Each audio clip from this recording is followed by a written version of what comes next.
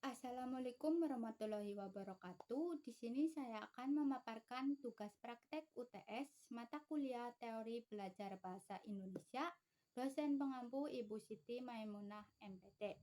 Materi yang dibahas di sini ada tiga. Yang pertama, alat ucap manusia dan fungsinya. Yang kedua, peranan bahasa di era globalisasi. Yang ketiga, pendekatan psikologi, kognitivisme, dan humanisme dalam belajar bahasa. Yang pertama ada alat ucap manusia dan fungsinya.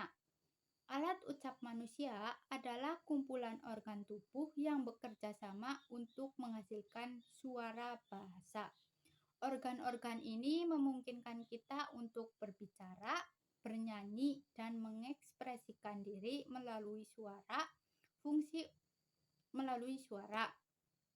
Fungsi utama alat ucap yang pertama memproduksi bunyi melalui getaran pita suara dan pengaturan aliran udara. Yang kedua, membentuk artikulasi dengan mengubah bentuk rongga mulut dan posisi lidah, bibir, serta gigi. Yang ketiga, membentuk intonasi melalui perubahan tekanan udara dan nada suara. Selanjutnya, komponen utama alat ucap. Alat ucap manusia dapat dibagi menjadi dua kategori. Yang pertama, artikulator pasif. Bagian alat ucap yang tidak bergerak secara aktif saat berbicara. Contohnya ada gigi yang berperan dalam pembentukan bunyi seperti F dan N. Langit-langit keras yang membantu membentuk bunyi langit-langit seperti K dan G. Yang terakhir ada langit-langit lunak atau velum mengontrol aliran udara melalui hidung atau mulut. Yang kedua, artikulator aktif. Bagian alat ucap yang bergerak aktif saat berbicara. Ada lidah, organ yang paling fleksibel berperan dalam pembentukan berbagai macam bunyi. Yang kedua, bibir membentuk bunyi seperti P, B, dan M. Yang terakhir, pita suara menghasilkan getaran yang menjadi dasar suara. Selanjutnya, proses terjadinya suara. Udara dari paru-paru, udara yang kita hirup dari paru-paru akan mengalir ke atas melalui trakea. Selanjutnya, getaran pita suara. Udara melewati faring yang berisi pita suara. Getaran pita suara menghasilkan suara dasar. Selanjutnya, modulasi di rongga mulut. Suara dasar kemudian dimodifikasi oleh bentuk dan posisi rongga mulut, lidah, bibir, serta gigi. Selanjutnya, resonansi. Suara yang dihasilkan akan beresonansi di dalam rongga mulut, hidung, dan tenggorokan, menghasilkan suara yang kita dengar. Yang kedua, ada materi peranan bahasa di era globalisasi. Bahasa sebagai alat komunikasi utama manusia memiliki peran yang semakin krusial di era globalisasi. Dalam dunia yang semakin terhubung dan saling bergantung ini, bahasa menjadi jembatan yang menghubungkan berbagai budaya, bangsa, dan kelompok sosial. Berikut beberapa peranan penting bahasa di era globalisasi. Yang pertama, alat komunikasi internal. Di sini bahasa digunakan sebagai alat komunikasi oleh negara satu dengan negara lainnya untuk menjalin kerjasama. Yang kedua, identitas budaya.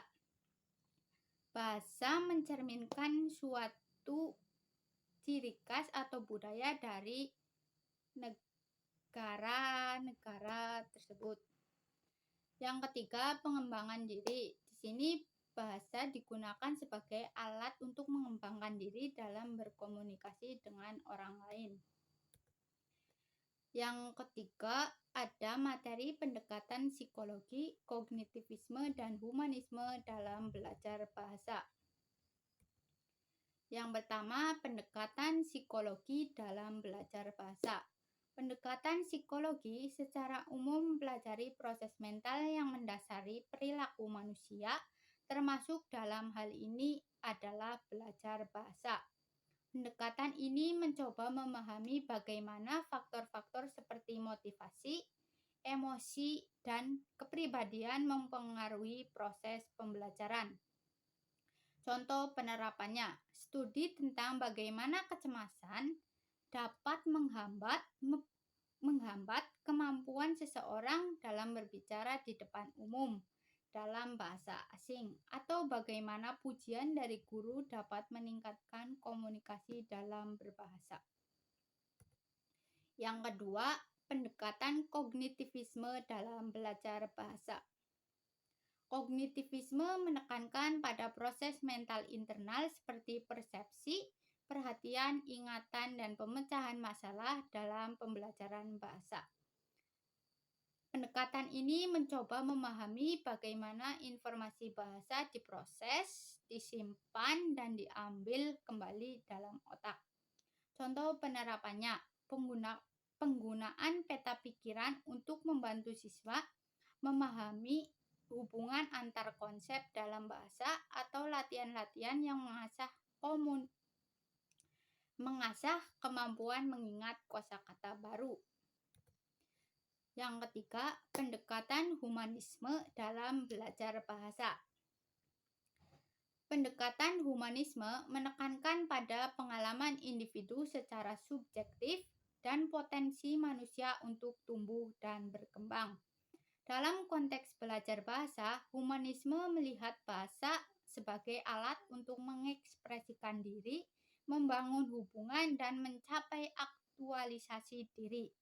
Contoh penerapannya, pendekatan pengajaran yang menekankan pada komunikasi autentik dan pengalaman belajar yang bermakna, seperti diskusi kelompok, proyek berbasis masalah, atau belajar melalui pengalaman. Sekian materi yang bisa saya sampaikan. Terima kasih. Wassalamualaikum warahmatullahi wabarakatuh.